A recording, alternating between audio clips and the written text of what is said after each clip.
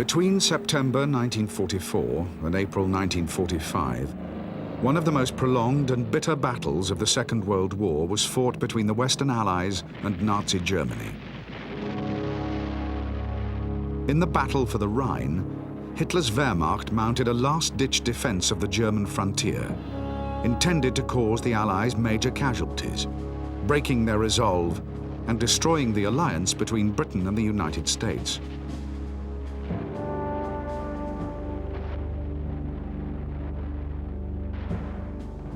The battle for the Rhine saw some of the most audacious and dramatic gambles of the whole war. At Arnhem and the Bulge, each side tried to seize the initiative by surprise attack.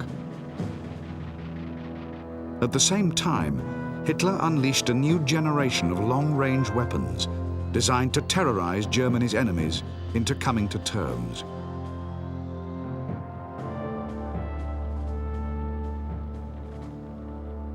For the Allies, the push to the Rhine was to be the final assault that would bring a quick and victorious end to the European war. In fact, far from collapsing, the Wehrmacht would fight for every single mile of territory, denying the Allies victory for another 7 long months.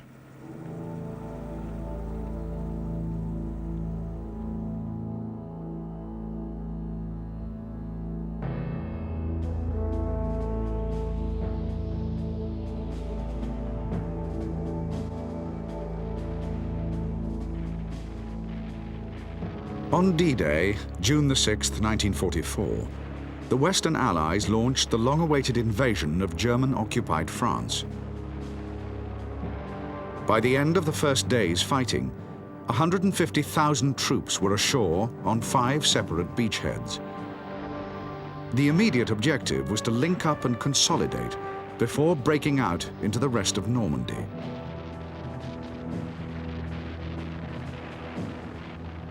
On the eastern flank, the British and Canadian divisions made good ground, but were halted at the town of Caen by fierce counterattacks from the German 21st and 12th SS Panzer divisions. A fierce struggle for the bomb-ruined town would rage for more than a month.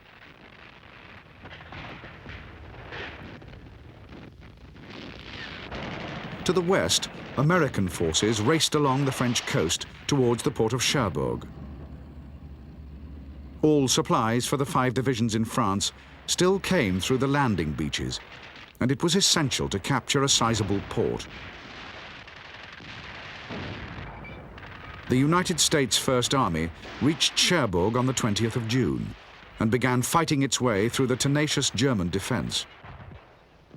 The street combat was bitter, but after 4 days of relentless American attacks, the last of the Germans finally surrendered.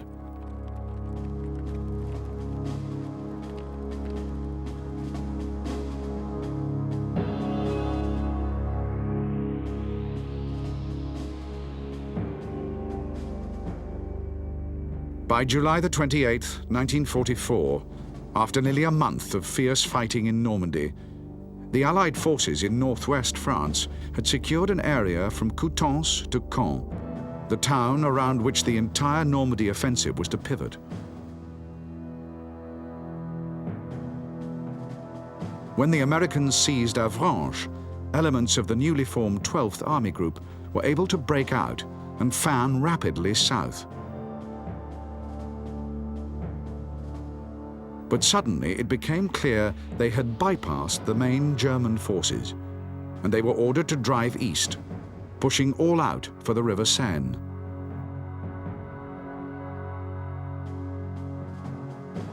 South of Caen, British and Canadian forces, struggling against fierce German resistance, were now heading for Falaise.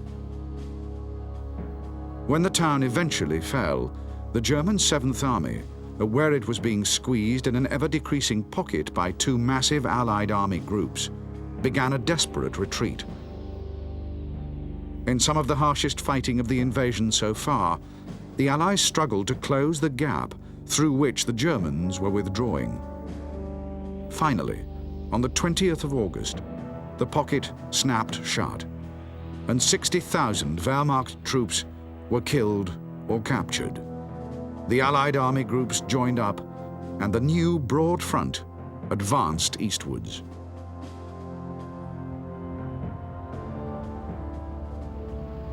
The city of Paris, the French capital, was believed by the Allied commanders to be defended by a powerful German garrison. The Allies had therefore decided to bypass the city altogether and to continue the main drive east. However, in August 1944, members of the underground French resistance heard that the Allies were rapidly approaching and began to revolt, hoping to overthrow their Nazi oppressors before the Allies arrived.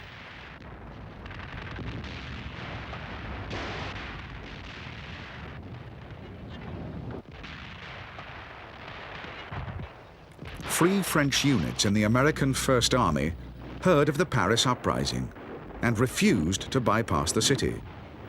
Defying their superiors, they struck out for the capital.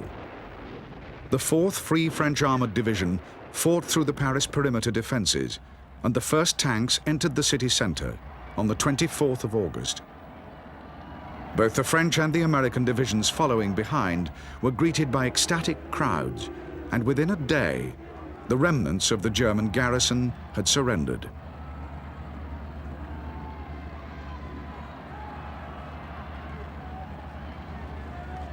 While the Allies had been liberating northern France, a second amphibious invasion had begun assembling in Italian and African ports. The 1st Free French Army and the United States 7th Army planned to invade the south of France and meet up with the main Allied thrust in Normandy. Operation Dragoon began on August the 15th, and by the end of the first day, 94,000 men and 11,000 vehicles had landed on the Côte d'Azur.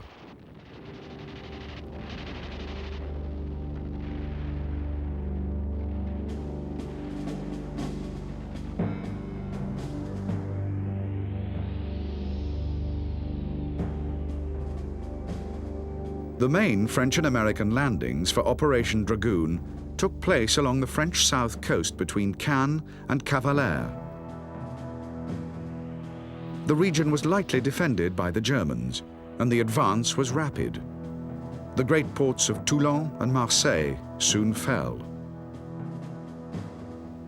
The US 7th Army made an attempt to outflank and trap the fleeing German 19th Army at Montélimar, but the Germans escaped.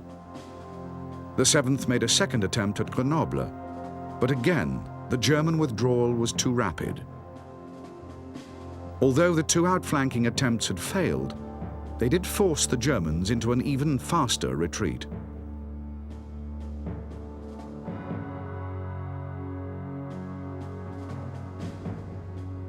On September the 12th, 1944, just outside Dijon, the 6th Army Group met up with the right flank of the 12th Army Group, fanning south. The Allies now had a solid front line right through France, opposite the German border.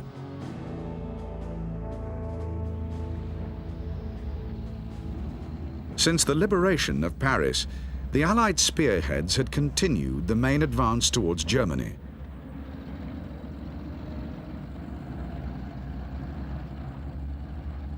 In early September, the British Second Army drove across the French frontier into Belgium, and one day later, liberated its capital, Brussels. Now, the British were just 100 miles from the Ruhr, Germany's industrial heartland, and the Americans were just 70 miles from the River Rhine. Although the Allied advance since D-Day had been spectacular, it had caused serious supply problems. Every ton of fuel and ammunition had to travel hundreds of miles from the original landing sites, and Cherbourg, the only port as yet operational, was right back in Normandy.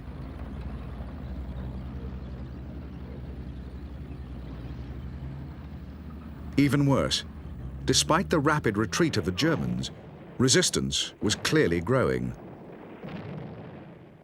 As the battle raged closer and closer to the Reich's frontier, the defenders would become ever more determined.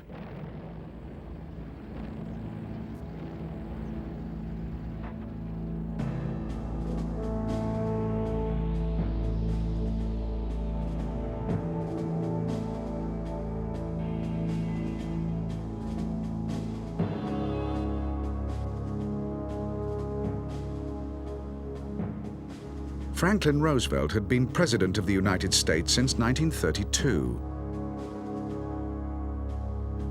He was one of the most popular presidents in American history, and in late 1944 faced an unprecedented fourth election.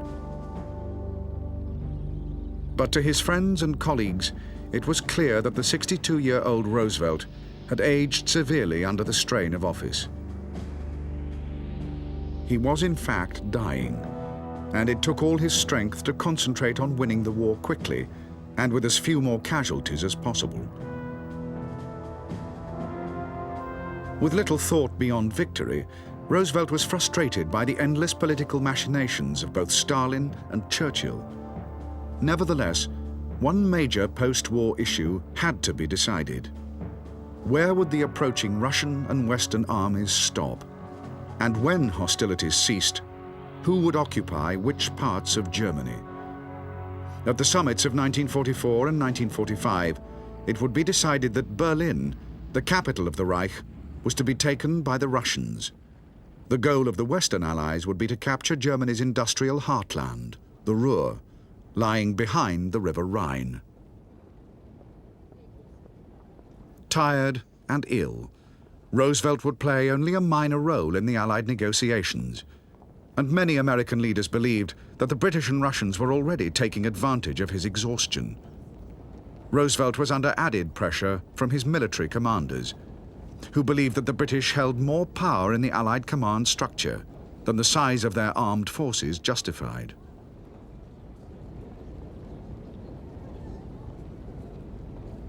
A rift was growing between the British and Americans that now seriously threatened the very existence of the Western Alliance.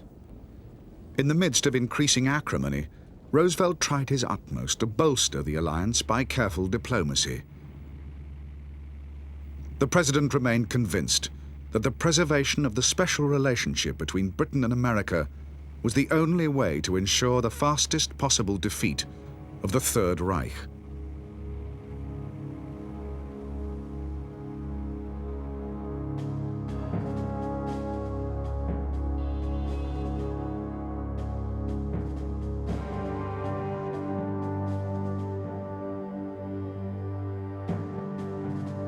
Winston Churchill had been Prime Minister of Britain since May 1940 and had led the country when all her allies in Europe had been defeated by the Germans. He had gone on to lead Britain through a massive German bombing campaign and a threatened invasion. Churchill had steadfastly refused to surrender or negotiate with Germany and had launched aggressive campaigns in North Africa and the Balkans before the American entry into the war in 1941. Once the United States had declared war on Germany and had lent its vast industrial and military resources to the defeat of Hitler, Britain's influence on the conduct of the war was inevitably threatened. For more than 2 years, Churchill and his military commanders fought a highly successful campaign to preserve British influence in Allied councils. However, by 1944, there were simply too many differences. One of the most significant was over the alliance with Communist Russia. Winston Churchill was, and always had been, deeply suspicious of Stalin's Soviet Union. Already the advancing Red Army had liberated countries not formally under communist control, and Churchill believed that Stalin had sinister plans for these nations after the war. He was deeply frustrated by the lack of American support in attempting to limit Soviet ambitions, but Roosevelt would not be swayed by any considerations that could affect how soon the war was won. Churchill understood that there were strong anti-British pressures on Roosevelt, and although determined to limit Russian post-war influence in Europe, he could not press his case too hard with the Americans. There was another equally important constraint on Churchill.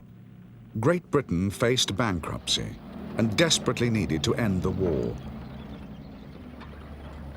As a result, Churchill was reluctantly forced to acknowledge that post-war interests would have to be set aside, and that it would be the Americans who determined how the Allies would fight the last battle in Western Europe.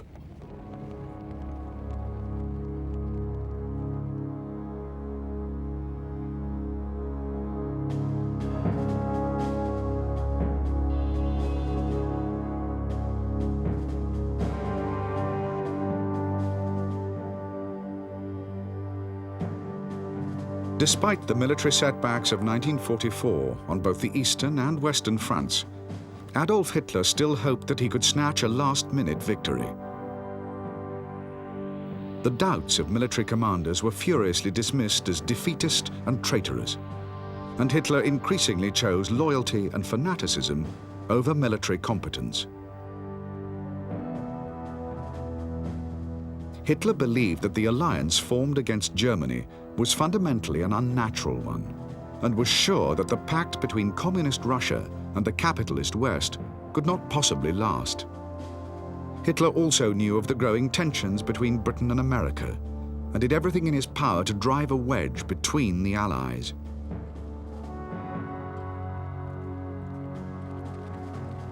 The Führer believed that to destroy the Western alliance, the Wehrmacht and Luftwaffe had to inflict such terrible casualties on the Americans in particular that they would become too demoralized to fight on. The British would be unable to win victory alone and would be forced to come to terms. With the war in the West over, Hitler could then transfer all his forces to the Eastern Front and defeat the Red Army. To this end, Hitler ordered his Wehrmacht to hold firm at all costs.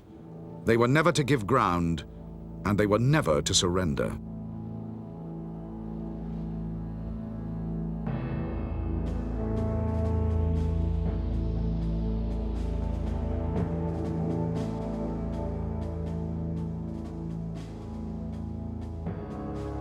The Allied strategy for the final invasion of Germany had been drawn up before the Normandy landings had begun. Senior army commanders, hoping to win the war with as few more casualties as possible, believed that Berlin had no military benefits which could justify an extra 200-mile advance. In any case, the Allied hope was that the occupation or complete destruction of the industrial Ruhr would by itself prevent the Germans from fighting on, and so end the war before the year was out. On the way to the Ruhr, the Allies would be faced by a series of rivers and canals, formidable natural obstacles.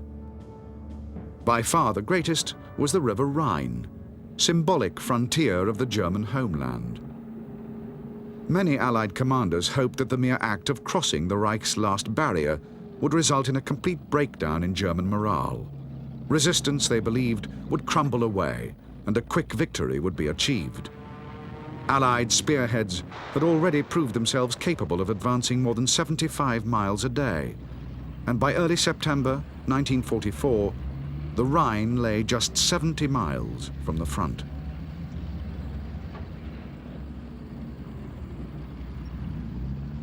The Allied advance through France had been much more rapid than the planners had anticipated, and as the supply lines were now stretched to the very limit, several generals had drawn up alternative strategies for the invasion of Germany. These new plans would not only better utilize the overstretched Allied resources, but keep the initiative against the retreating German armies, preventing them drawing breath and mounting a coordinated defense.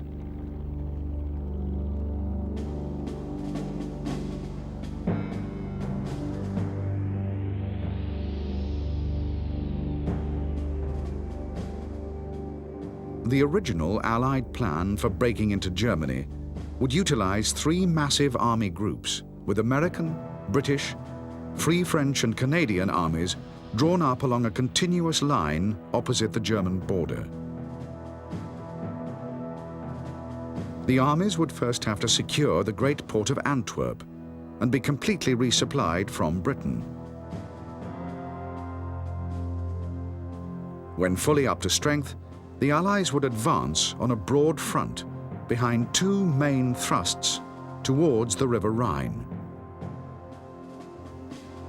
Once the west of the Rhine had been cleared completely of all German resistance, the Allies would mount a crossing at numerous points along the river. Once the Rhine was finally breached, the defenseless Ruhr industry could be encircled, quickly occupied, and the war brought to a rapid conclusion. The new proposals, instead of a broad front advance, called for just one narrow thrust into the heart of the Reich. The British wanted to attack through the north of Germany, while the Americans proposed their assault should penetrate further south and strike for the Nazi heartland. Both the British and American generals believed that if their strategy was the one implemented, then the war could be over by the end of October 1944.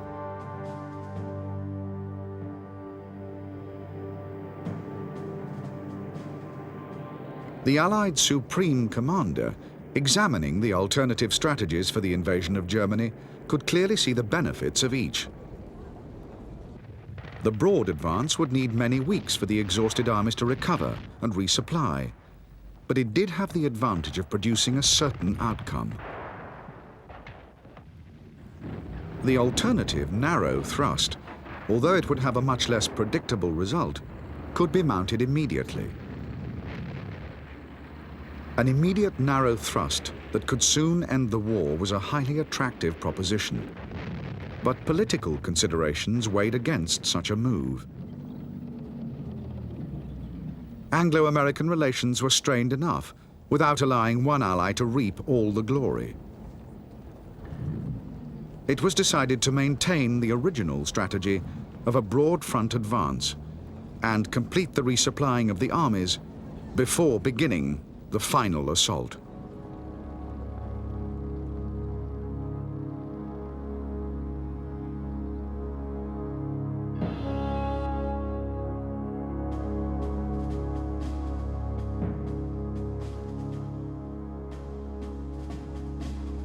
Hitler and his senior Wehrmacht officers understood clearly that the only possible hope the Reich had for avoiding defeat was to undermine and destroy the alliance formed against them. The Germans planned to effect this with a combination of all-out counterattacks, deadly new revenge weapons, and fortified fixed defenses. To demoralize the American forces still further, German intelligence used cleverly targeted propaganda. Leaflets and radio broadcasts continually told the American GIs that while they were doing all the fighting, the British were resting in the quiet sectors, saving their own lives at American expense.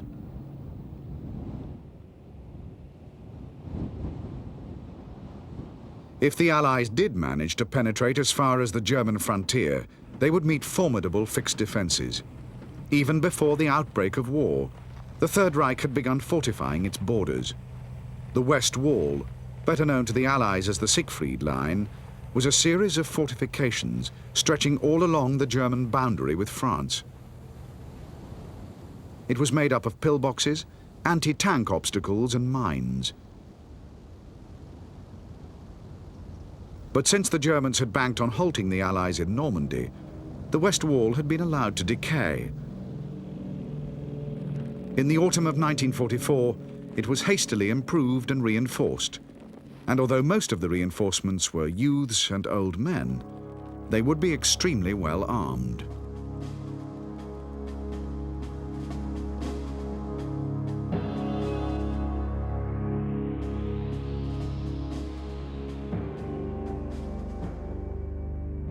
The Ruhr, Germany's industrial heartland, lay less than 50 miles from the Reich's border. The Ruhr's main protection was the West Wall, or Siegfried Line. 3 miles deep and running from the southern border all the way to Holland. Before the Allies could enter the Ruhr, they would have to cross several natural barriers, one of the greatest being the River Ruhr. The Ruhr was dammed in 7 places, and the largest dam, the Schwammeneuil, was 180 feet high. These dams could be opened by German engineers at any time, making the river totally impassable, or cutting off any enemy forces that had already crossed. 25 miles east of the Ruhr was the River Rhine, one of the largest and fastest flowing rivers in Europe. All the Rhine's bridges had been primed with explosives to be detonated when the Allies were just a few miles away, making an Allied forced crossing extremely hazardous.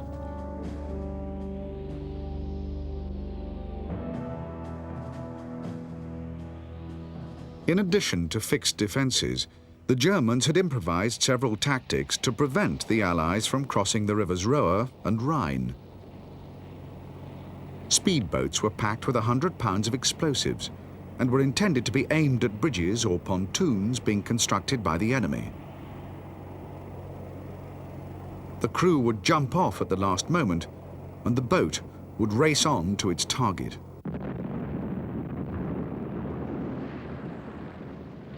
The German soldiers defending the Reich were under strict orders never to give ground. But if forced to withdraw, they were to leave nothing intact for the Allies. Every single bridge and every vehicle that could not be taken away was to be destroyed. The Germans had to make the assault on the Reich as difficult and as costly as possible. Every day that the war was prolonged was another day for the alliance to break and for the Germans to wrench victory from the jaws of defeat.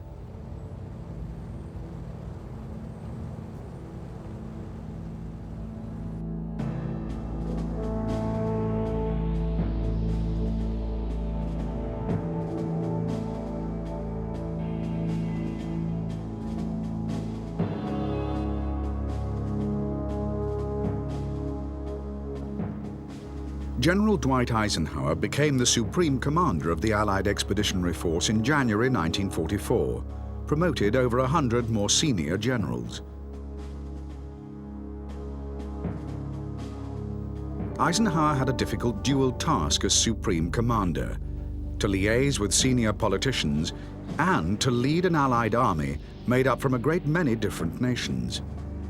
However, Eisenhower had extraordinary political and diplomatic abilities that would be of priceless value in leading the campaign ahead. Eisenhower was greatly admired by Roosevelt, who considered him one of the most able commanders in the United States Army, and he was on excellent terms with Prime Minister Churchill. Eisenhower had spent more than a year in England, where he had grown to love and be loved by the British people. As a result, he was very sympathetic to Britain's particular needs and problems. However, Eisenhower's close relationship with the British was occasionally prone to irritate Roosevelt, who, distancing himself more and more from Great Britain, felt that the official chain of command was being too frequently bypassed. The growing Anglo-American rift that Eisenhower had to contend with at the political level was nothing compared to the outright hostility between several military commanders. In particular, there was open rivalry between 2 of Eisenhower's most famous subordinates. The British Field Marshal Montgomery was a single-minded and determined commander and had led all Allied ground forces during the Battle for Normandy. As a result, he considered himself to be Eisenhower's number 2, but by early September, the American General Bradley was equal in rank. However, Bradley had few concerns other than to defeat Germany. And it was his brilliant spearhead commander, General George Patton, who became Montgomery's main challenger for glory.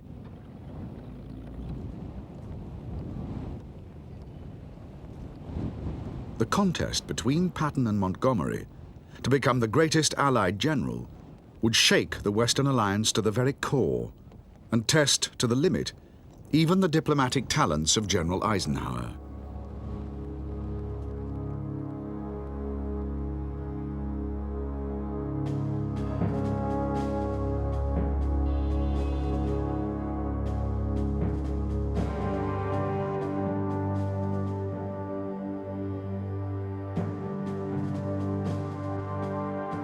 In 1939, Gert von Rundstedt had been brought out of retirement to command Army Group A for the invasion of Poland.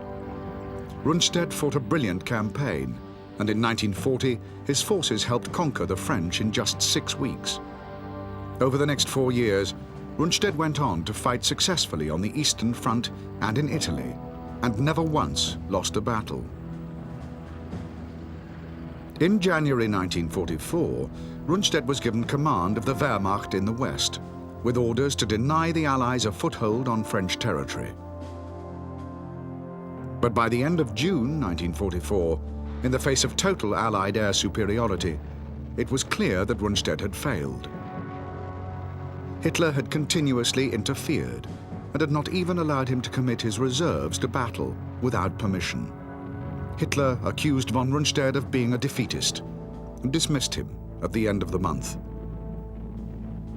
Rundstedt had resigned himself to the third retirement of his career when, 2 months later, he was suddenly recalled. In July 1944, a bomb had been planted by army officers in Hitler's headquarters. Von Rundstedt's successor had been implicated and committed suicide. Hitler now had a deep mistrust of all Wehrmacht commanders and knew that although Rundstedt was a defeatist, he was at least loyal. On September the 5th, 1944, Rundstedt once more became Commander-in-Chief of all Wehrmacht forces in the West. Field Marshal von Rundstedt was now 69 years old, and he had been in the army for 52 years. Many Wehrmacht officers believed he was tired and worn out, bringing nothing but despondency to the vital task of defending the Reich's frontier. Rundstedt knew he faced an extremely dangerous situation and was sure he would be defeated in the end. Nevertheless, he immediately began regrouping his forces and reinforcing the weakest sectors of the Western Front.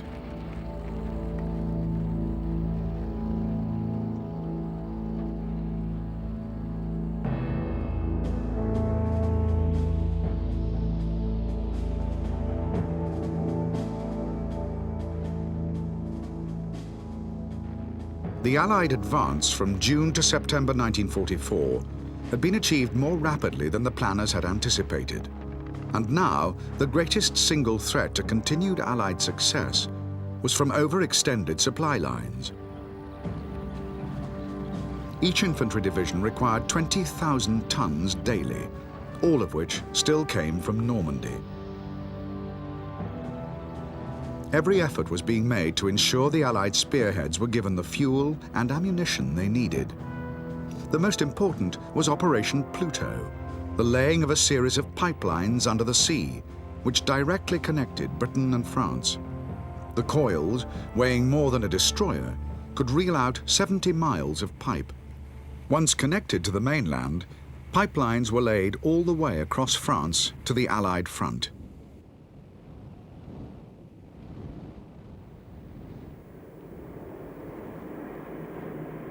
In preparation for the D-Day landings, the United States Air Force and Britain's Royal Air Force had dropped thousands of tons of high explosives on Wehrmacht road, rail, and communication networks. Now that the ground forces were well established on French soil, the air forces could return the bombers to their original task of pulverizing German industry.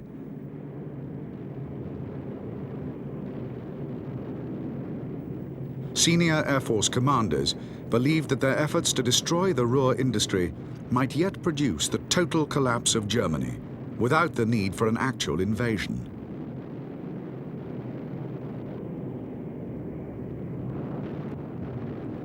As the liberation of France had progressed, the number of targets for the air forces had steadily diminished. This meant that ever greater numbers of aircraft could be concentrated against an ever-decreasing number of targets.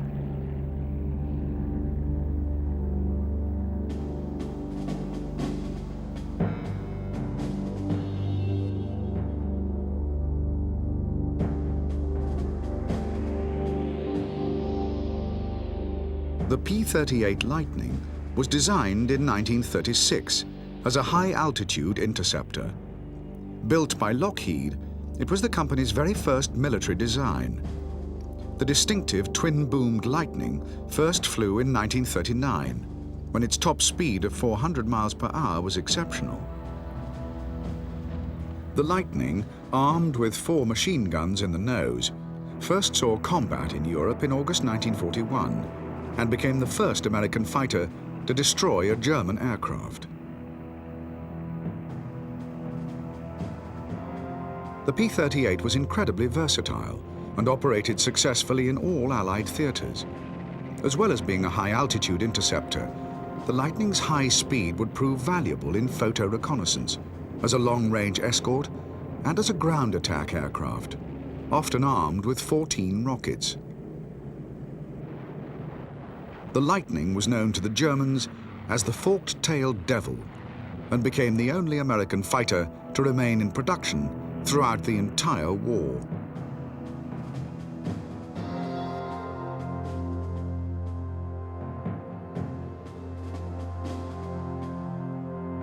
The M4 medium tank, known to the British as the Sherman, was the standard Allied tank of World War II.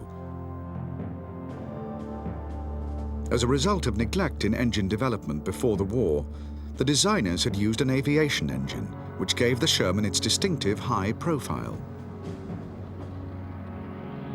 This made the Sherman an easier target than many of its contemporaries. However, the Sherman was simple, easy to maintain, and highly adaptable, and by late 1944, over 40,000 had been produced.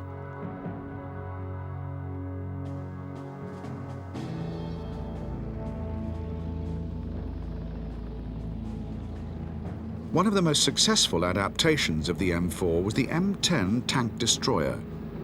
The M10, fitted with a 3-inch gun, had an open-topped turret. The crew was left poorly protected, but this was more than offset by the resulting high speed and all-round vision. By September 1944, the Sherman was completely outclassed by German tanks, but what it lacked in armor and firepower, the Sherman would make up for in sheer weight of numbers.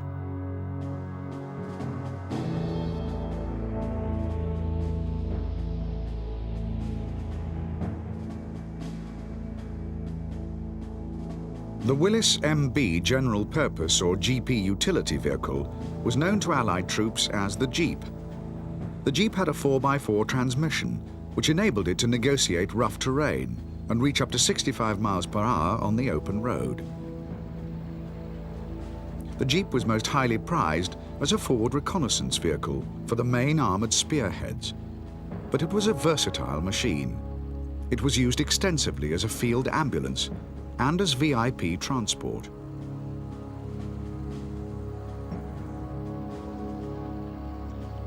For amphibious operations in all theaters, the Jeep had been fitted with an extended vertical exhaust pipe, so it could drive from landing craft to beach without flooding the engine. This capability would be extremely valuable in crossing the multitude of rivers and canals protecting Germany's border. By the end of the war, an incredible 400,000 Jeeps would have been built.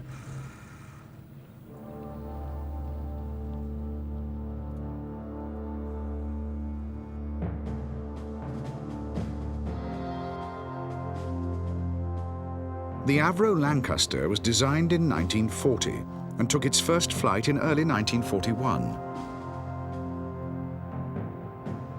It was powered by 4 Rolls-Royce Merlin engines, the same engine fitted in the Spitfire fighter. The Lancaster was extremely fast and had excellent maneuverability.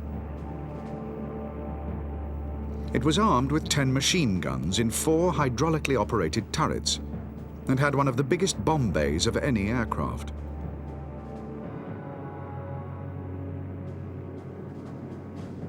It entered service with the RAF in 1942, and by the end of the war, more than 7,000 would have been built.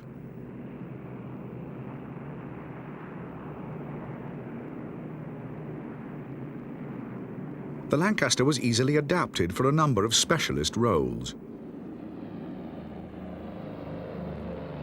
Modified Lancasters carried bouncing bombs used to destroy Germany's dams.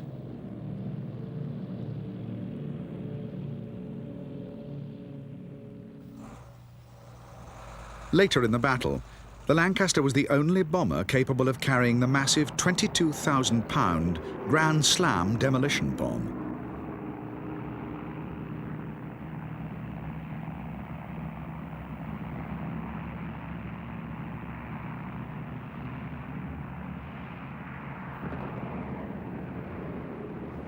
As the mainstay of the RAF's strategic bombing effort, the Lancaster would drop 600,000 tons of bombs, more than 2/3 of the total tonnage dropped by the RAF in World War II.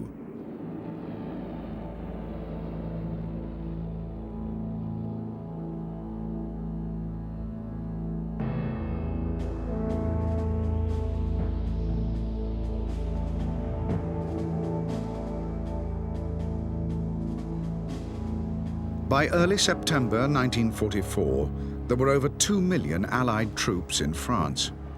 4 massive armies of Americans and 3 more armies made up of mainly British, Canadians and French. Since the D-Day landings, the Allies had suffered nearly 250,000 dead, wounded and missing.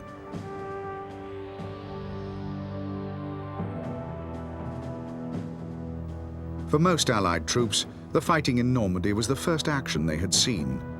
Their training for combat in the months preceding D-Day had been rigorous and extensive. They were also extremely well equipped, mostly with American weapons, and during the liberation of France, each Allied soldier had received daily more than twice as much rations and ammunition as his German counterpart.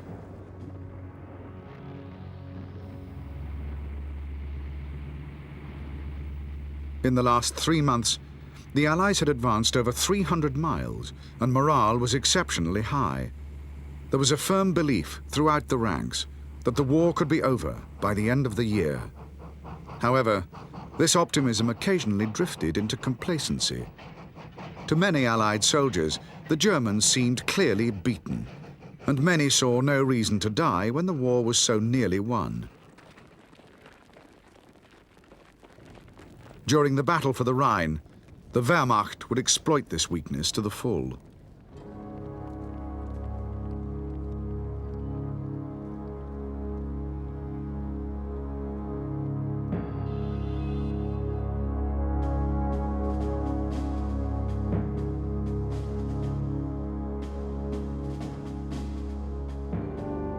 At its peak, the German army had more than 200 full-strength divisions in the field.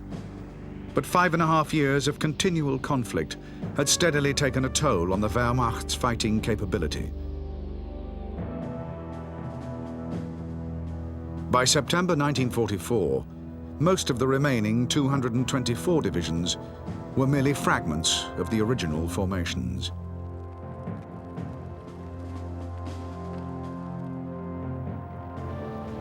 In Western Europe, since the Allies had landed in Normandy, the Wehrmacht had lost more than 2,000 armored vehicles. Less than 100 had managed to escape from France. The German army's communication networks had also been badly hit by Allied bombing, and its supply levels had been greatly reduced. However, the remnants of the Wehrmacht were now close to, or actually in, Germany. This meant they were not just nearer to headquarters, which allowed improved coordination, but also their supply lines were much shorter, enabling faster deployment of replacements and reserves. Over the last few years, German production of armor and aircraft had been severely disrupted by the Allied strategic bombing offensive. However, in the first half of 1944, the Allies had switched the bombing offensive to transport and communication targets in France in preparation for D-Day, and German industry had made a rapid recovery. It even surpassed previous output. However, after June, production dropped off rapidly as factories and raw materials fell to the Allied advance, and the Allied bombers returned to pound German industry. As weapons stock fell, the problem for the army was compounded by the Nazi leadership, which equipped raw replacement units with the best, while starving veteran divisions of weapons and ammunition. By the autumn of 1944, the Luftwaffe had surrendered control of the skies to the Allied air forces. On D-Day, it had only managed 250 sorties, compared to 14,000 by the Allies. Over the next few months, although it was equipped with advanced aircraft, it could do little but fight a delaying action. Nevertheless, the Luftwaffe fighters would continue to rip into Allied bombing formations until their airfields were captured by the advancing Allied armies, or until they were grounded by fuel shortages.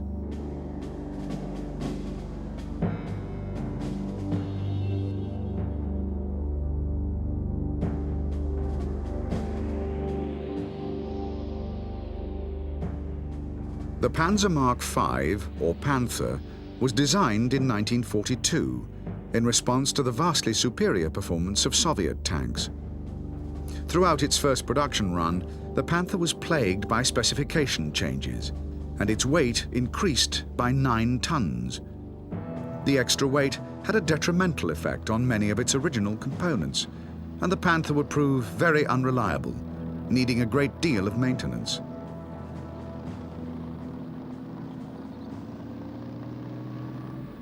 The Panther was fitted with a new, high-velocity 75mm gun, which with smaller and lighter shells still had better armor-piercing capabilities than most other tanks.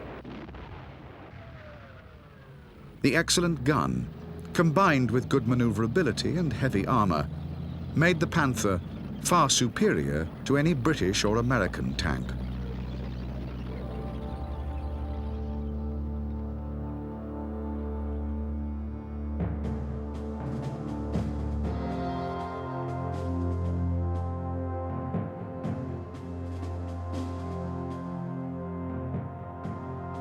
The Focke-Wulf 190 was designed in 1938 to be the main Luftwaffe fighter. Its greatest asset was its extremely powerful BMW radial engine. The 190 was one of the fastest piston-engined aircraft ever to fly.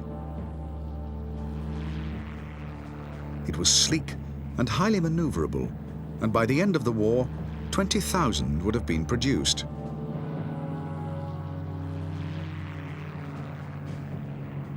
When the 190 first saw combat in 1941, it quickly proved itself superior to all Allied fighters. It was smaller, faster, more maneuverable, and was also heavily armed with 2 cannons and 2 machine guns. The 190 was continually improved, and in late 1944, the final version would be one of the greatest fighters of the war.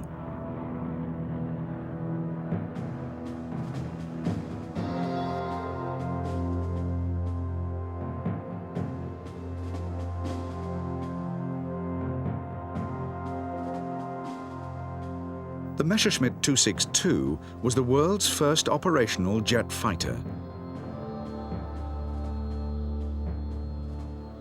The 262 could reach a speed of 525 miles per hour, making it by far the fastest combat aircraft of the entire war. It was well armed with 4 nose cannons, extremely responsive and excellent to fly, its high cockpit giving the pilot exceptionally good views. Although 262s were cheap to build, there were severe shortages of the metals needed for the jet turbine blades. Even worse, the engines themselves were dangerously unreliable and had a lifespan of just 25 hours. Although 1,500 262s would enter service, even that number could not affect the outcome of the war, and in any case, fuel shortages severely limited operations. However, when the 262 did see action, it was the deadliest aircraft over the battlefield.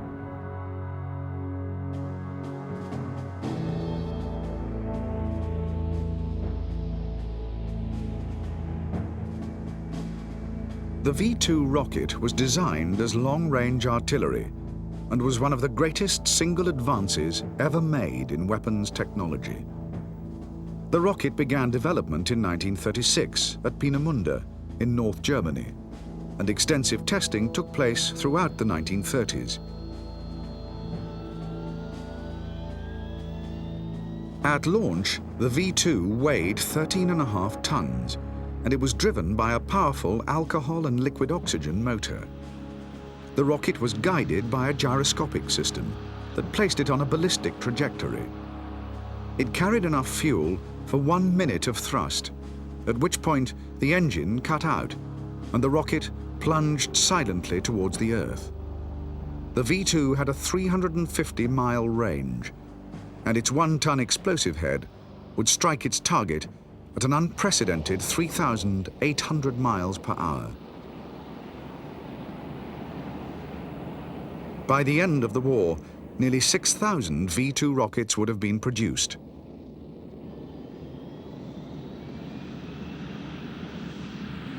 They could be launched from mobile sites or from fixed batteries, and more than 2,500 would fall on British and continental cities.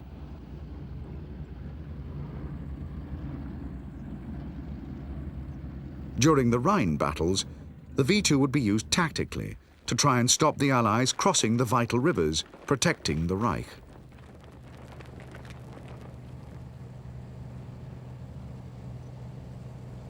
For Hitler and his senior commanders, the V-2 was the ideal revenge weapon. It was meant to terrorize civilians and undermine morale, and a version was even planned that could strike the United States. A huge amount of Germany's industrial resources was poured into the rocket program in the hope that it would be the V-2 that would eventually split the Western Alliance.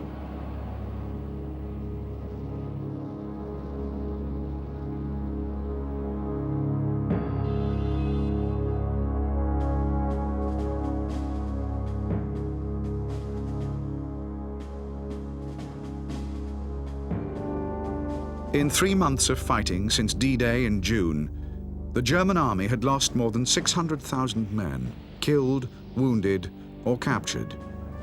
Most of the remaining 250,000 in the West were hastily retreating back to Germany. Units were at just a fraction of their designated strength. Commanders begged headquarters for more men and more equipment, but Germany had precious little reserves left. Many staff officers in the Wehrmacht and Luftwaffe were sent to the front, their places taken by women, while old men, boys, industrial workers, East European volunteers, and even walking wounded were rounded up and put into uniform.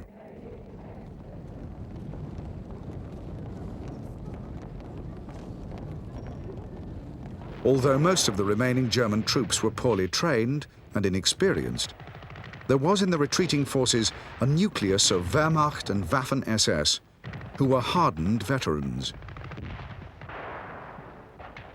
Their surviving commanders were some of the most experienced and tactically skilled in the world, and were able, even when in full retreat, to regroup and launch rapid counterattacks. It would be this hard core of Wehrmacht and SS who would prove deadly in finding Allied weak spots and launching the most unexpected and vicious counteroffensives.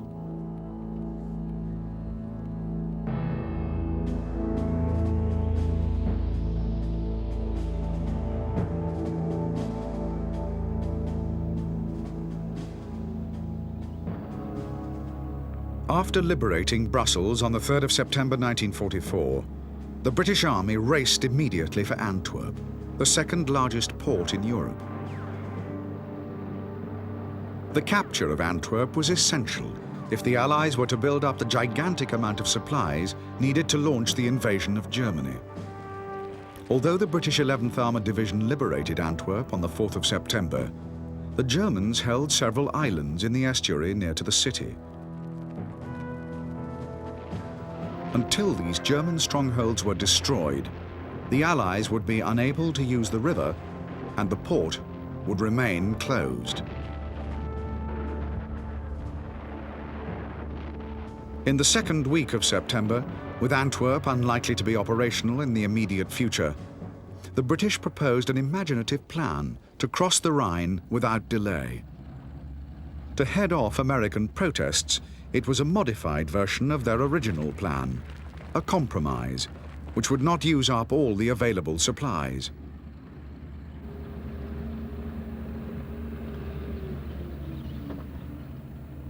Codenamed Market Garden, it would be mounted without the need for a massive and time-consuming build-up of supplies. Not only this, Market Garden would also outflank Germany's Siegfried Line. On September the 10th, Eisenhower gave Market Garden the green light.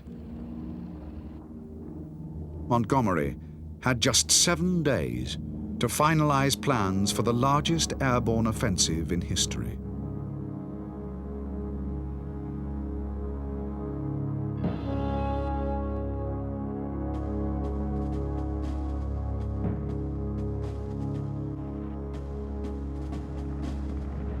Operation Market Garden, the British plan to seize a bridge on the River Rhine, was scheduled for the 17th of September 1944. However, with less than a week to go, there were already major problems. British planners had underestimated the sheer quantity of supplies the operation would need. They were forced to recommend to the Supreme Commander, General Eisenhower, that the offensive be postponed for a week.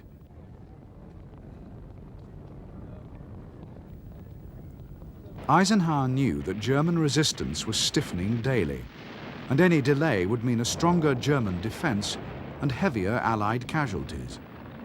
To the fury of his American generals, he ordered resources shifted from the south to support Market Garden.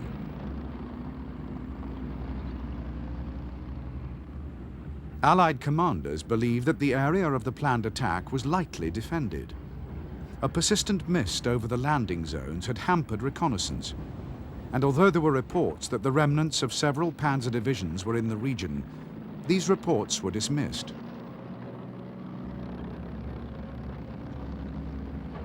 By the 17th of September, as planned, 3 airborne divisions were ready to drop deep behind enemy lines.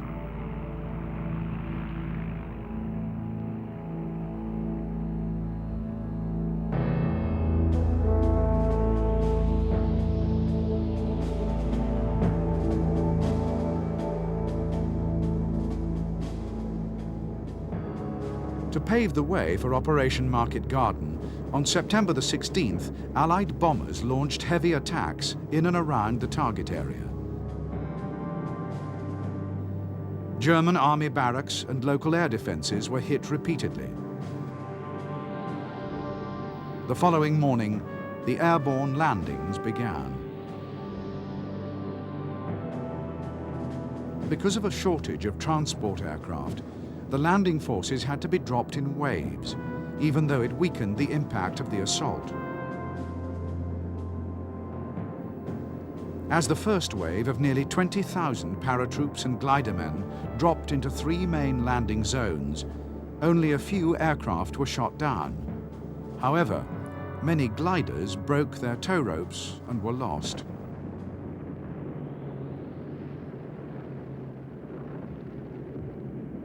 Of the 3 attacking formations, it was the British 1st Airborne Division that was charged with securing the operation's main objective, the bridge over the River Rhine at Arnhem.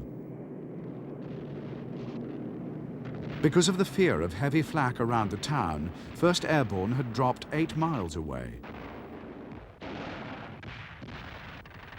There was already the risk of losing the element of surprise. But to make matters worse, by a stroke of bad luck, the lost gliders contained nearly all the force's armoured jeeps. Even at this stage, the division was having trouble with its radios. But there was worse to come. Almost immediately, the force ran into the 9th SS Panzer Division and found itself involved in heavy fighting.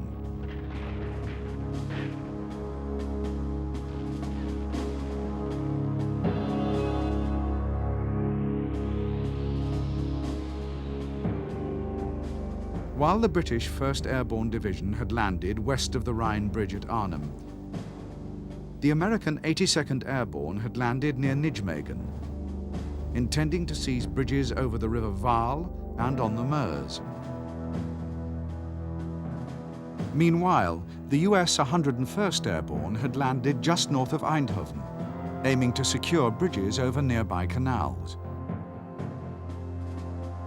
At the same time as the airborne attacks, a ground assault, spearheaded by the British 30th Corps, had struck northeast and was aiming to meet up with the airborne formations dropped behind enemy lines. The initial wave of 1st Airborne Division, dropped outside Arnhem, had been blocked by 9th SS Panzer Division at the village of Oosterbeek. Only 500 paratroops of the 2nd Parachute Battalion succeeded in getting into Arnhem. The battalion seized the northern end of the Rhine Bridge, but elements of the 10th SS Panzer Division prevented a crossing, and the battalion was isolated. A second wave of paratroops was dropped at Oosterbeek and attempted to break into Arnhem, but was blocked by the Germans. The Allies tried to airdrop supplies to 1st Airborne, but the target was missed, and the supplies fell into German hands.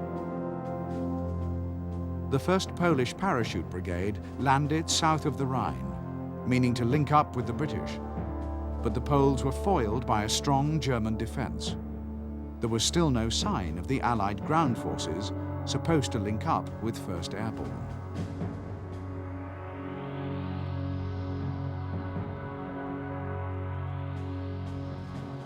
On the 21st of September, the British force holding the northern end of the bridge at Arnhem surrendered. It had lost half its men. 4 days later, 2,000 survivors of the 1st Airborne Division's battle at Oosterbeek withdrew back across the Rhine, leaving Arnhem to the Germans.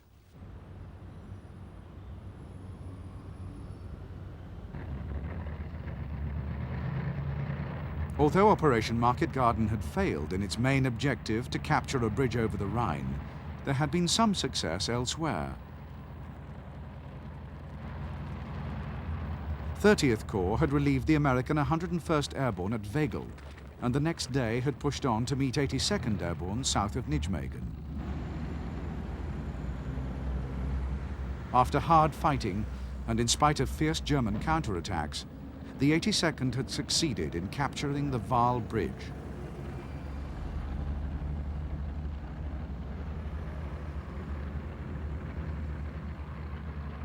For General Eisenhower, in spite of the success of some of the airborne forces, the failure of Market Garden to deliver the promised Rhine crossing proved the folly of a narrow front attack.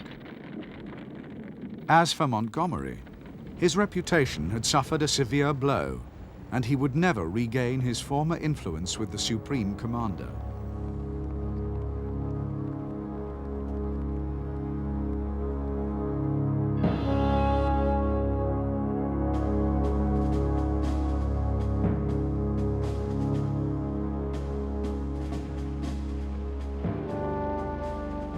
By the early autumn of 1944, the industrial might of the United States had given the Allies overwhelming superiority over their German enemies.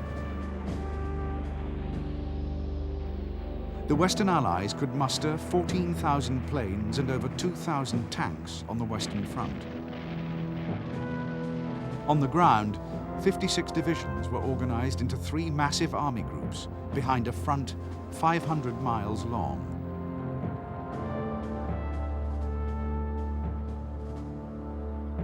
As well as their overwhelming superiority on the ground, the Allies also outnumbered the Germans by 25-1 in aircraft. Both the British Royal Air Force and the American Army Air Force had large numbers of ground attack planes, organized into tactical units.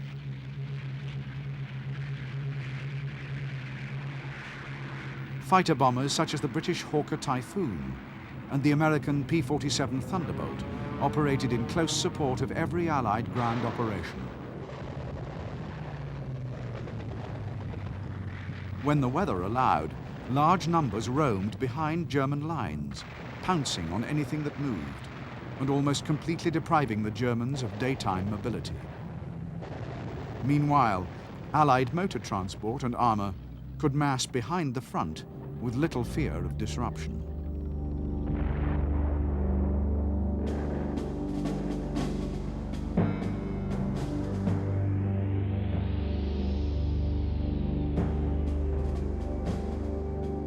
General Eisenhower's three army groups were the 21st, 12th, and 6th. The 21st Army Group was commanded by Field Marshal Bernard Montgomery.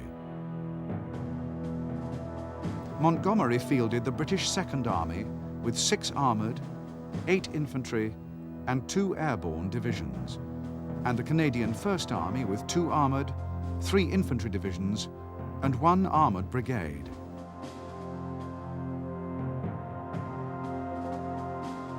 The 12th Army Group was commanded by General Omar Bradley. Bradley had First Army with 2 armoured and 2 infantry divisions. Third Army with 1 armoured and 7 infantry divisions. And 9th Army, also with 1 armoured and 7 infantry divisions.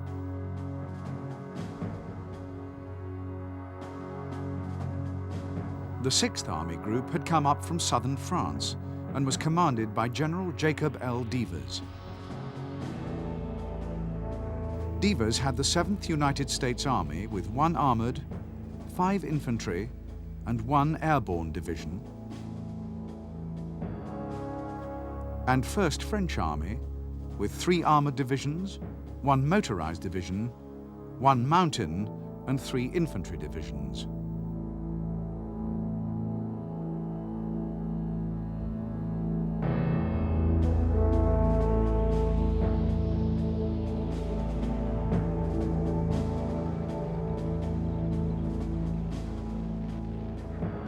While the Allied advance was halted by the German victory at Arnhem and by continued supply problems, the Wehrmacht in the West set feverishly about reinforcing its defences. The generally poor quality of replacement manpower was still a serious weakness, although one high-caliber formation was created in September. The 30,000-strong 1st Parachute Army was formed from a corps of 6 Luftwaffe parachute regiments and would acquit itself well in the coming battles.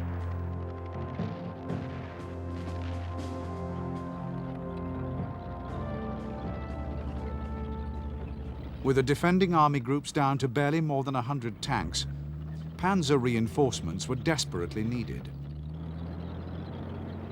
Although during September, nearly 500 heavy tanks and tank destroyers were sent west in 10 new brigades, their inexperience would count against them. Meanwhile, there were plans to raise a new panzer army, the 6th, which would be available for offensive operations. But as yet, there were too few new tanks available.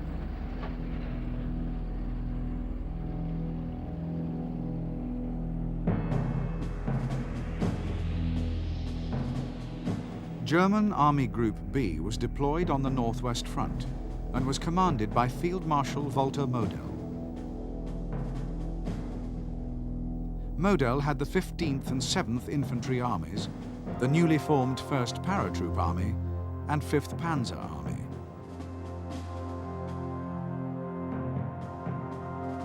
Army Group G held the southern sector of the front, commanded by General Hermann Balck. Army Group G had 1st, and 19th Armies. Altogether, the two German army groups on the Western Front had 6 panzer divisions, along with 10 independent panzer brigades, 9 motorized infantry divisions, and 46 infantry and parachute divisions.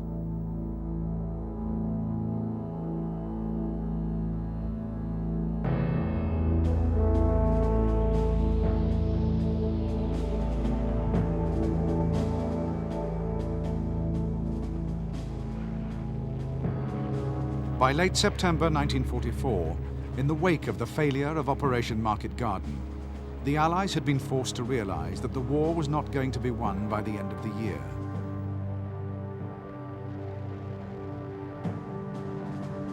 Supplies were still a problem, and while the Allied armies were building up for the next major offensive, the generals had to decide whether to dig in and take up defensive positions for the winter, or maintain pressure on the Wehrmacht by relentless attacks.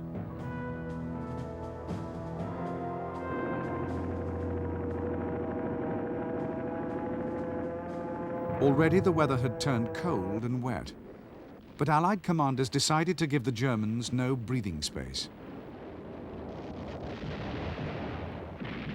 A limited offensive would be launched to push the front right up to the Siegfried Line.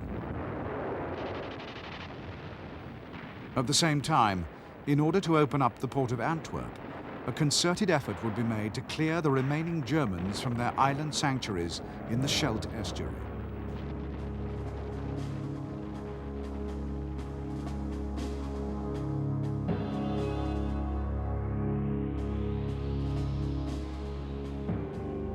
It was units of the German 15th Army that continued to resist in the Scheldt estuary, and along with dense German minefields, blocked Allied access to the port of Antwerp. On the 1st of October, the Canadian First Army attacked, with its main thrust towards the German stronghold on Beaverland. German resistance was determined, but by the 16th, Woensdrecht was captured, trapping the Germans on the peninsula. The Canadians cleared the northern coast of the mainland, but it took 2 more weeks to reach Goes and secure the peninsula. The Germans were forced to flee to Walcheren.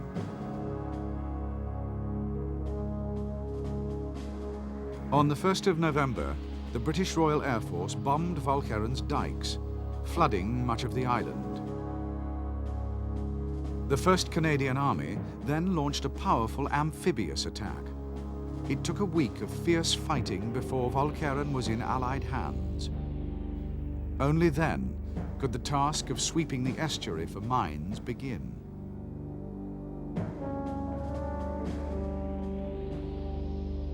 By now, the Allied front was advancing towards the Siegfried Line. The line was defended by the German 7th Army in the north and the 1st and 5th Panzer and 19th Armies in the south. The British 2nd Army attacked north and southeast through the Peel marshes, while the US 3rd Army began pushing through the heavily defended Saar region, with its right flank laying siege to Metz. As the 7th Army struck towards Strasbourg and the French attacked through Belfort, the US 1st and 9th Armies, pushing towards Aachen, entered the Hurtgen Forest, an area of more than 30 square miles. The intention was to capture the city and push on towards the Siegfried Line.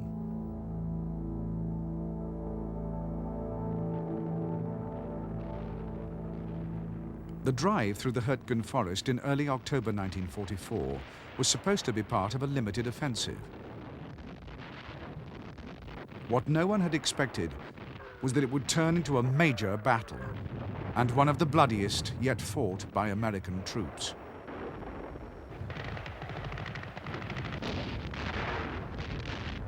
Once inside the Hurtgen Forest, the Americans quickly found that the German 1st Parachute Army had strongly fortified every town and village in their path. Even worse, the west wall ran right through the middle of the forest, and its defenses had been heavily reinforced. Nor could the Americans get help from their normally overwhelming air power. The forest was simply too dense for accurate bombing.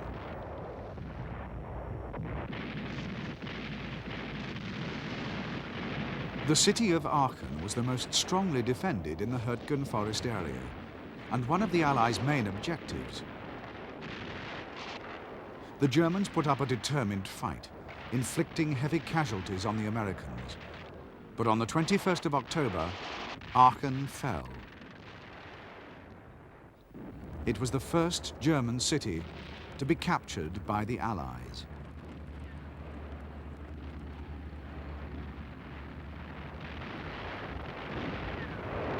The grim battle in the Aitken forest continued for another 3 weeks, until finally, in early December, 1st and 9th Armies reached the banks of the River Roer. The struggle to clear the Aitken forest had cost the two American armies 35,000 dead and wounded, and reduced several divisions to tatters. Further south, Patton's Third Army had also faced stiff opposition, especially around Metz. The city eventually fell on the 18th of November. Just over a week later, Third Army began its assault on the Siegfried Line. By the first week of December, despite fierce German resistance, American men and armor were pouring through the breaches.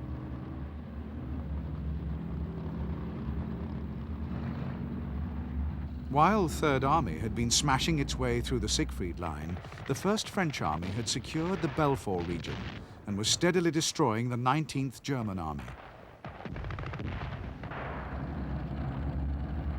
On the 23rd of November, the US 7th Army had reached Strasbourg, and the following day, the city fell to the French troops of the Army's 2nd Division. By now, the Scheldt estuary had been cleared of mines, and the first Allied merchant ships had entered the port of Antwerp.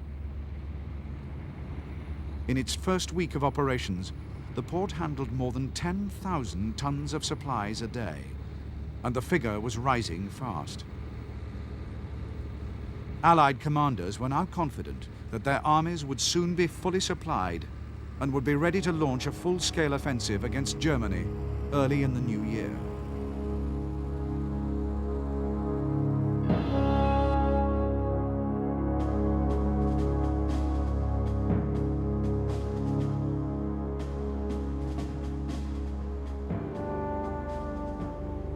In the drive to conquer the German homeland, the Allies would have to cross several major obstacles before they would even reach the River Rhine. With the Siegfried Line now breached in several places, the next great barrier was the River Roer. Engineers using models of the Roer and its surrounding countryside were already trying to predict for Allied planners what would happen if the Germans flooded the river and how the attacking forces might cope. As plans intended to deal with this and countless other contingencies were devised, the Allies were confident that all such obstacles could be overcome. What no one amongst the Allied commanders suspected was that the Germans were not going to wait passively for the great offensive to begin. Hundreds of thousands of American soldiers, expecting to sit out the winter in relative peace, were to be the victims of one of the most audacious counterattacks in history.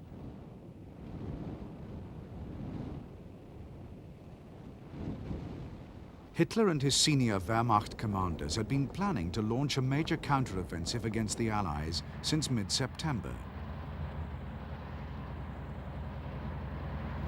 The objective of the attack was to capture Antwerp.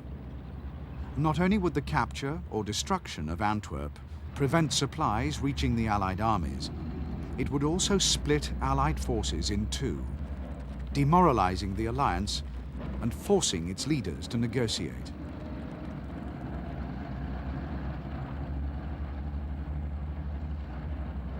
For the attack, Hitler concentrated the best of his remaining forces in the west. 240,000 men in 28 divisions, with 1,200 tanks and assault guns.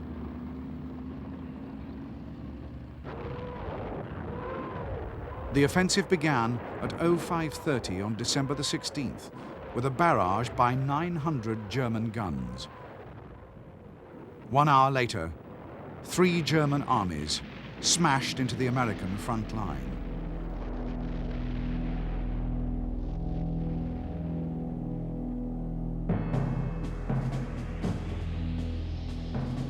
By now, the front line in the west followed the course of the Roer, Our, and Saar rivers. In southern Belgium, the line faced the Ardennes, a hilly and in places heavily wooded region. It was through this area that Hitler intended to thrust towards the bridges over the River Meuse and the port of Antwerp.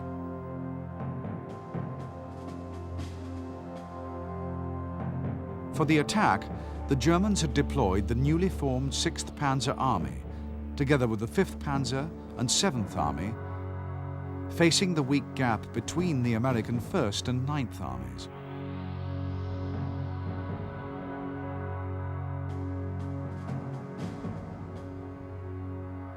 Although the thrust by the 6th Panzer Army made slow progress, a spearhead managed to break through the American line and dashed headlong for the Meuse. To the south, 5th Panzer Army punched right through the inexperienced 106th Division, but then its advance was slowed by the veteran 28th. Eventually, 5th Panzer Army did break through, reaching Saint-Vite and the vital road junction of Bastogne. However, the Germans failed to take the town, which was soon reinforced by the American 101st Airborne Division. Although some German units then bypassed Bastogne and charged for the Meuse, the main advance was blocked.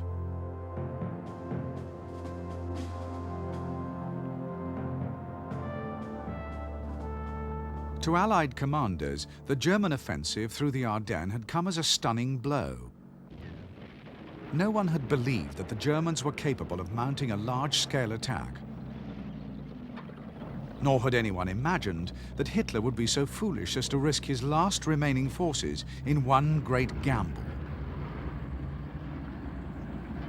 The shock was deepened by the German use of special units, dressed and equipped as Americans, to sow confusion and mistrust in the American ranks.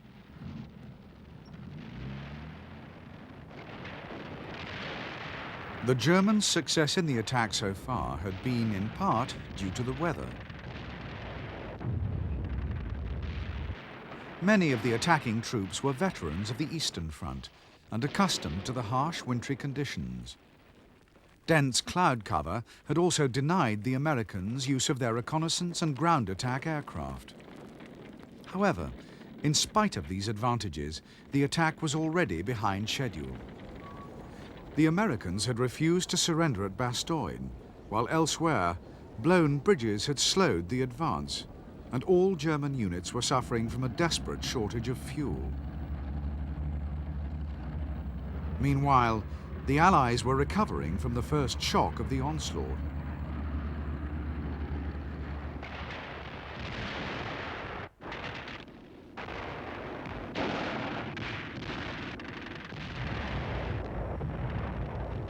Almost at once, Eisenhower had moved to try and stabilize the situation in the Ardennes. Although it angered some American generals, he transferred command of the US 1st and 9th Armies away from Bradley and gave it to Montgomery, who was north of the Bulge and so better placed to command. Montgomery acted quickly, reinforcing the Meuse bridges with the British 30th Corps, while the 1st and 9th rallied and blocked any further German advance towards the river.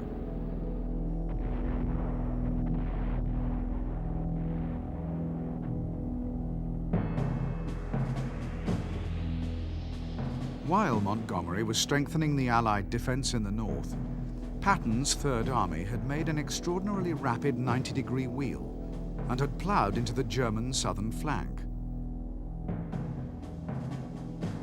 On the 26th of December, the 3rd broke through to relieve the defenders of Bastogne. Already the weather had cleared, unleashing Allied air power, while crippled by lack of fuel, the Germans ground to a halt at Dinant. The Allies had contained the German thrust, and now they began to squeeze out the massive bulge in the line caused by the German advance. Allied forces met up at Houffalize, and by the end of January, they had pushed the Germans back to their start positions.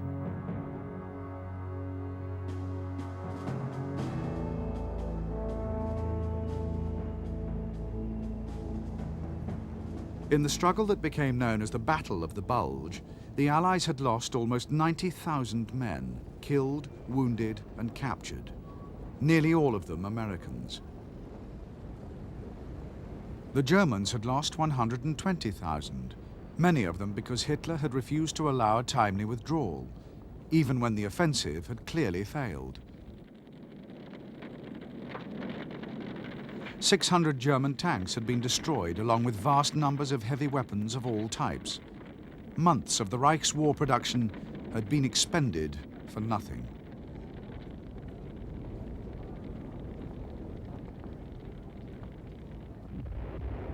Although at the Bulge the United States had won a sizable victory, the battle in the Ardennes had forced Eisenhower to face several uncomfortable facts. In the early stages of the fighting, American morale had fallen apart. Thousands had deserted, and the first GI for nearly 100 years had been executed for cowardice.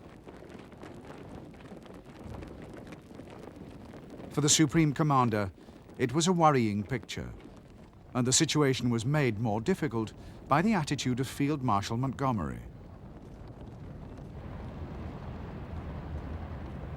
Shortly after the battle, Montgomery had hinted publicly that as he had been given temporary command of the US 1st and 9th Armies, he had saved the Americans from certain defeat. The American generals were furious, and Eisenhower threatened to resign if Montgomery did not do so first. By the start of 1945, relations between the American and British military had sunk to a new low. However, the crisis was averted when Montgomery apologized to Eisenhower. Even the willful and stubborn British Field Marshal had been forced to concede that with the Allies about to embark on the last great attack on Nazi Germany, unity was everything.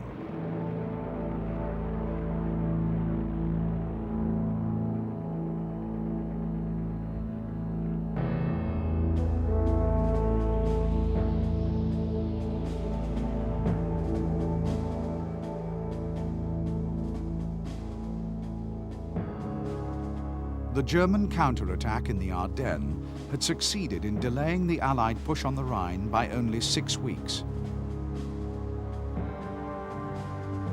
By the end of January 1945, the supplies needed for the Great Assault were almost in place, and all 3 Allied army groups were poised to launch the offensive.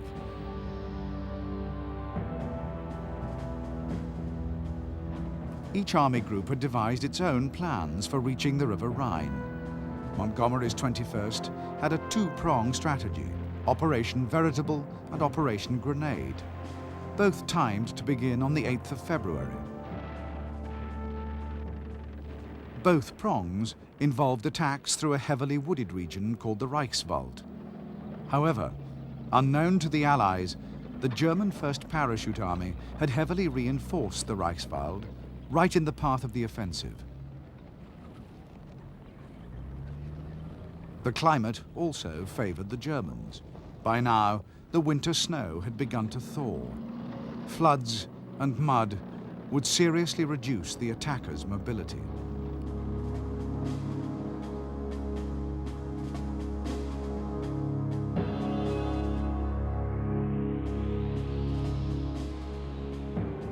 Operation Veritable, the 21st Army Group's northern thrust, began on schedule on the 8th of February. The greatest artillery barrage yet seen in the West numbed the first line of defenders. However, as British and Canadian troops plunged into the wooded region of the Reichswald, the 1st Parachute Army put up a bitter fight, holding out for more than a week. The Canadians and British finally captured the towns of Cleve and Goch and broke through to secure the west bank of the Rhine, from Emmerich to the German town of Wesel.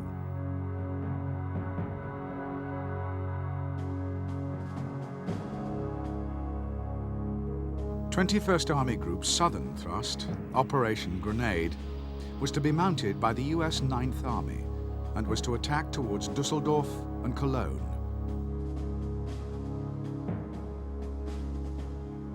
Facing the Americans were divisions of the German 15th Army. The operation was meant to begin at the same time as the northern attack, but the Germans opened the Rohr dams and flooded much of the region.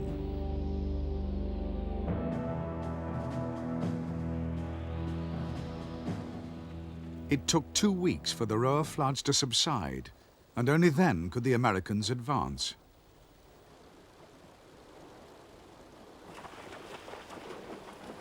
Once the attack got going, it made good progress. By the 2nd of March, 9th Army had secured positions on the west bank of the Rhine. 2 days later, elements of 1st Army also reached the river, and on the 5th, they entered the suburbs of Cologne.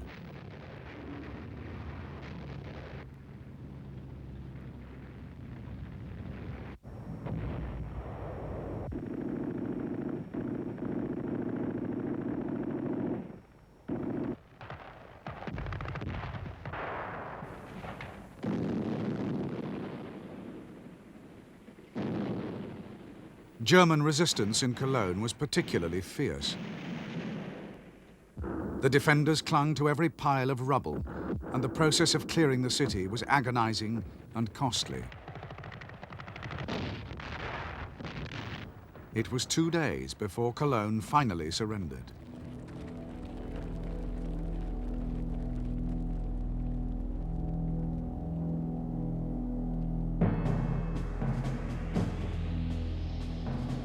To the south, 12th Army Group, with the American 1st Army and elements of 3rd Army, had begun its two-pronged drive to the Rhine. Facing the Americans were the German 5th Panzer Army and the 15th and 7th Armies. Operation Lumberjack made good progress, heading through the Eifel region towards Koblenz.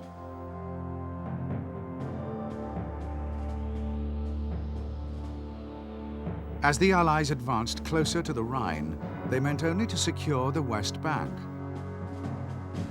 However, on the 7th of March, elements on the extreme right flank of the US 1st Army approached the Rhine close to the town of Remagen, only to discover that a bridge had been left intact.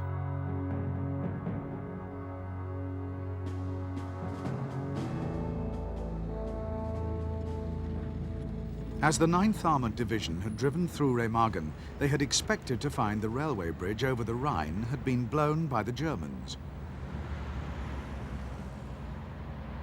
However, the Germans' main explosive charges had failed to detonate, and the reserve charges had weakened the bridge but had failed to destroy it. At once, the astonished Americans raced to seize the crossing.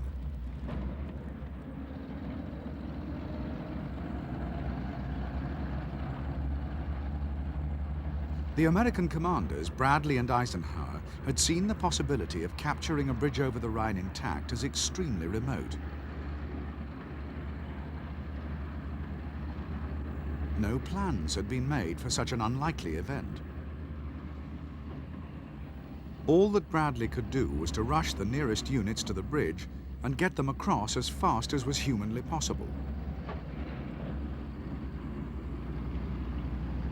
Almost at once, engineers began to construct another 2 treadway bridges upstream. By the evening of the first day, the bridgehead on the east bank of the Rhine was packed with American men and equipment.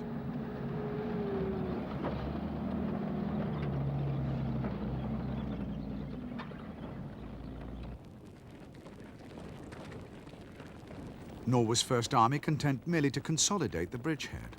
Almost at once, a force struck out to sever the main German autobahn between Frankfurt and Cologne.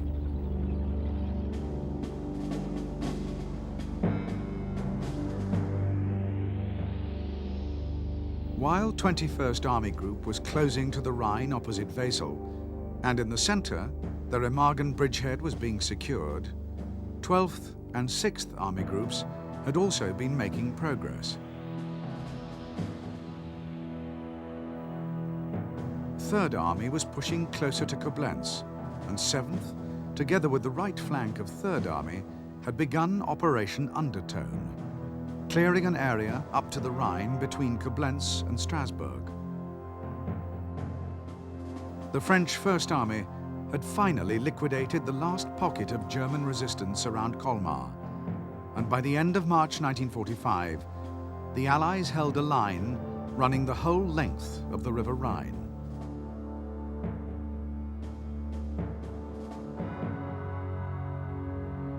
For the Germans, the loss of the bridge at Remagen had been a stunning blow. The enemy had crossed Germany's greatest river frontier almost without a fight.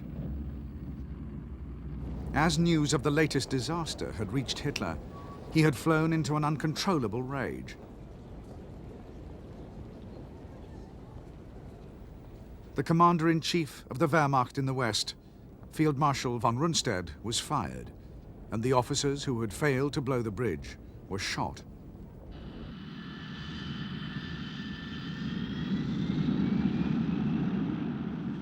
Hitler was determined to destroy the bridge at Remagen, and for the first and only time, the V-2 rocket was used as a tactical weapon. The attacks failed.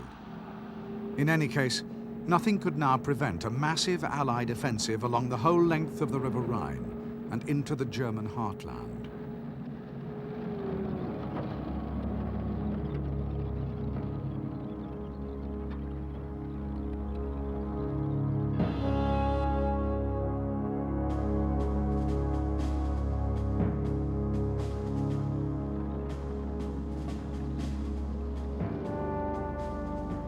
Even before the 3 Allied army groups had closed up to the Rhine, the staffs of each had begun to plan for the final crossing. Field Marshal Montgomery's 21st Army Group planned a powerful amphibious assault, codenamed Operation Plunder. For the attack, naval landing craft had been transported overland to the front, and 250,000 tons of supplies had been stockpiled.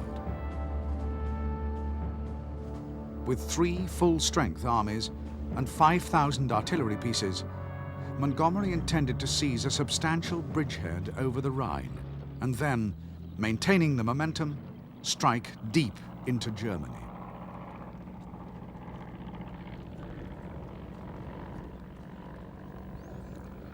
Operation Plunder would be reinforced by Operation Varsity, a powerful assault by the US 17th Airborne and British 6th Airborne Divisions with 3,000 aircraft and gliders.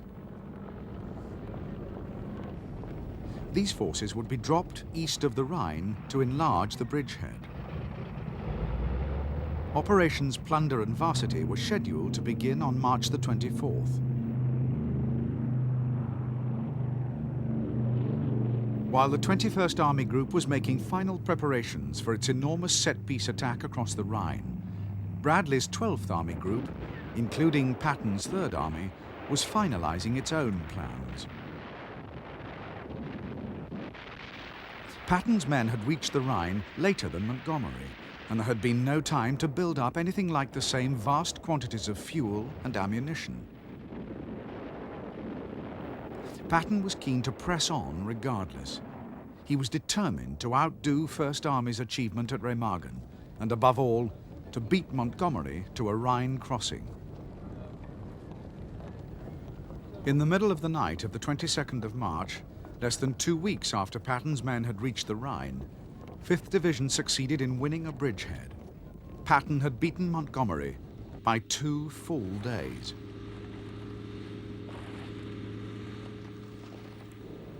On the night of the 23rd of March, a huge Lancaster attack hammered the German town of Wesel, directly across the Rhine from where Montgomery's 21st Army Group was poised to launch Operation Plunder.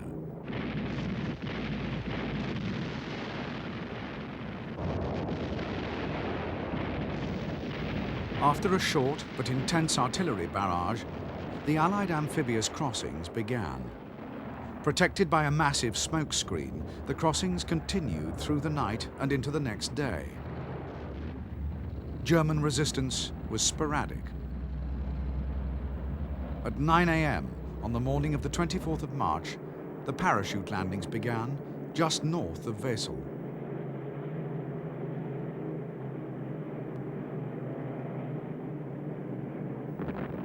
Even though German anti-aircraft batteries inflicted heavy casualties on the paratroops and gliders, the landing forces made good progress. Soon they had linked up with the ground formations to attack Wesel itself. The German 1st Parachute Army resisted fiercely, but by the 25th of March, the last of the defenders had fled or been captured.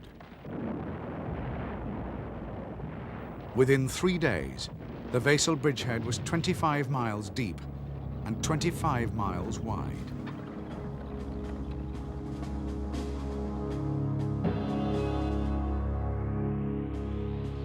With 21st Army Group's capture of its bridgehead at Wesel, Montgomery's men were now on the threshold of the Ruhr, well placed to seize Germany's industrial center.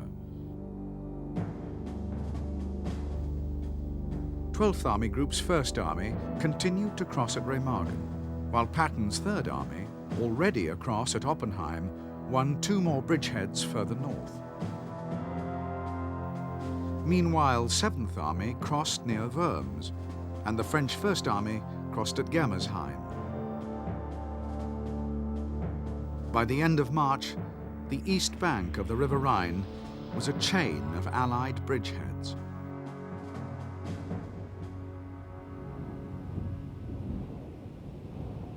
On March the 28th, General Eisenhower announced that the Western Allies would not be capturing Berlin. Although at the Yalta Conference the Allied leaders had agreed that after the war Berlin would fall in the Soviet occupation zone, the British, and especially Winston Churchill, still believed that a drive on the German capital should be mounted. It would at least serve to ensure that when the Germans surrendered, more territory would be in Western hands. However, Eisenhower refused to back any such idea. To him, it seemed pointless to expend lives on capturing ground that would, in any case, have to be handed over to the Soviets when the war was over.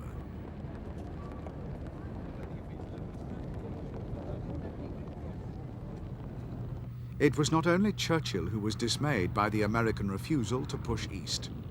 Montgomery, too, was infuriated, although for quite different reasons. The German capital lay in Montgomery's path, and he had looked forward to capturing the greatest prize of the European war. To make matters worse, his role in encircling the Ruhr had also been downgraded on Eisenhower's orders.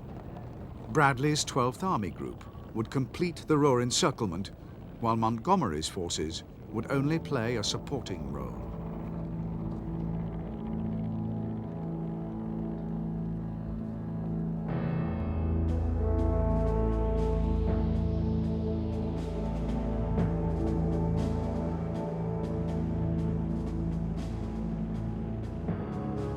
For weeks, German Army Group B had been heavily reinforcing the Ruhr region. Although most of its industries continued to function, The Ruhr was by now almost cut off from the rest of Germany by the Allies' carefully targeted bombing of rail centres, bridges and viaducts. Nevertheless, the Ruhr was still seen by Hitler as absolutely vital to the defence of the Reich, and the whole area was being turned into a fortress.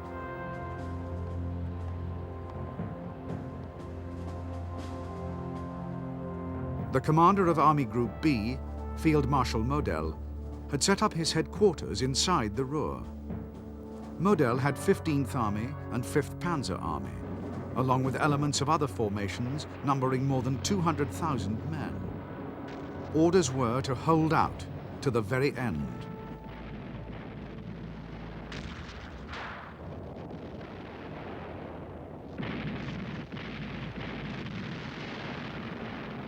The Allied strategy for dealing with the massive concentration of German forces in the Ruhr was to encircle the area with two deep thrusts. Starting on March the 28th, 7 armies broke out of their Rhine bridgeheads and smashed into the German defence.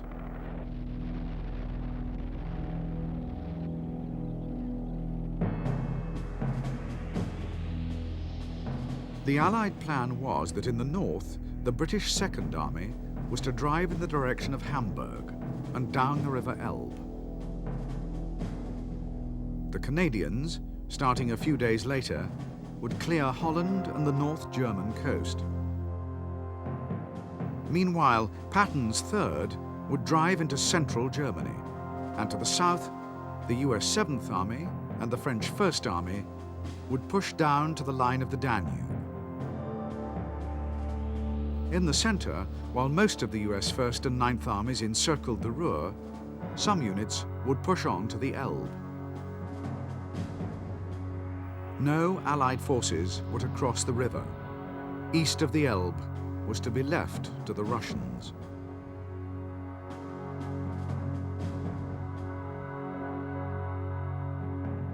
As the offensive opened and the 2nd British Army drove northeast, on its right, the US 9th Army smashed into German Army Group B and swung around the Ruhr. At the same time, 3rd Army took Frankfurt against fierce German resistance and met up with 1st Army at Gießen. The German 89th Corps was encircled, and a wedge had been driven between Army Groups B and G. 1st Army went on to complete the encirclement of the Ruhr from the south by meeting 9th Army at Lippstadt on April the 1st. The German 15th Army, 5th Panzer Army, and most of the 1st Parachute Army were now trapped in the Ruhr.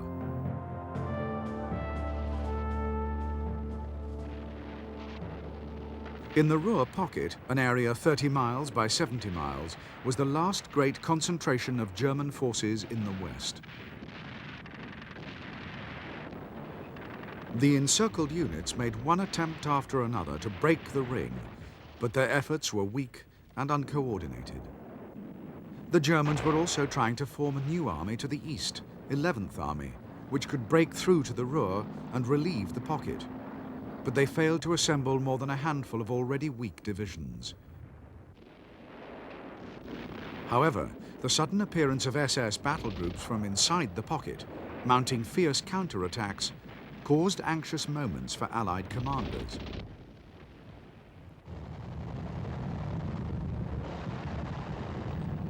Rather than simply contain the Ruhr pocket with the minimum of forces, General Bradley now decided to defeat the trapped German armies in the Ruhr.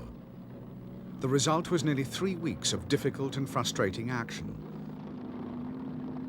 Although some cities and towns surrendered at once, others saw fanatical last stands in the rubble of bombed-out factories and streets.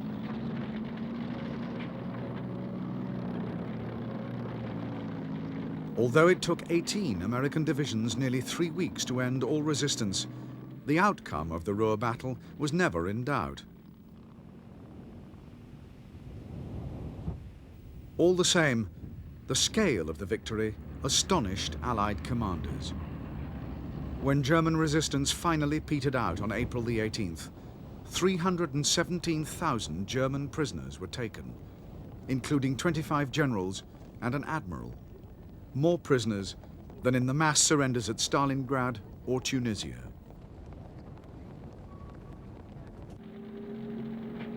Pockets of resistance, some of them strong and determined, would be met by Allied forces until the very end. But nothing could now prevent the Allies from sweeping through the German interior. As the Allied advance raced through Germany, it rapidly approached the Russians, who were themselves now closing in on the River Elbe. There was a real chance of accidental clashes between forward units. To reduce the risk, the Americans and Russians exchanged liaison officers and special recognition signals were devised. Finally, on the 25th of April 1945, Red Army and Western forces met near Torgau on the Elbe, as units of the 5th Soviet Guards Army and the 69th Division of the 1st American Army made contact. Germany had been cut in half.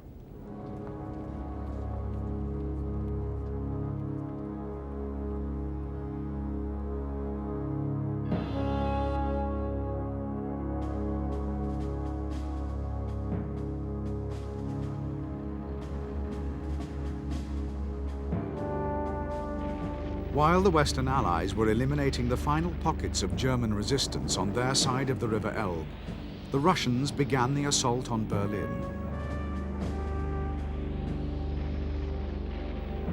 Inside the city, Hitler and a handful of followers sheltered in a bunker deep beneath the Reichschancellery, while Berlin was turned to rubble over their heads, and surviving German units resisted fanatically to the end. By the time the city surrendered on May the 2nd, 300,000 Russians and an unknown number of Germans were dead in the ruins.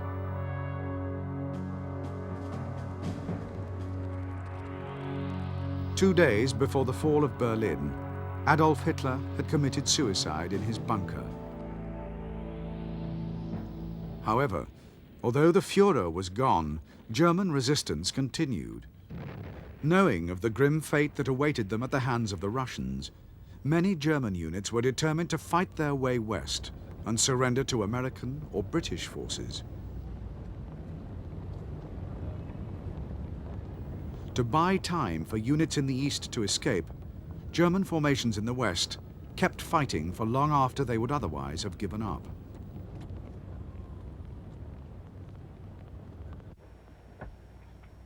On May the 4th, German forces in northern Europe surrendered unconditionally to Field Marshal Montgomery, and 3 days later, the remaining German forces in the west surrendered to Eisenhower's staff. On that day, Eisenhower announced that the mission of the Allied forces was complete. Nazi Germany had been utterly destroyed, and after nearly 6 long and bitter years, the war in Europe was over.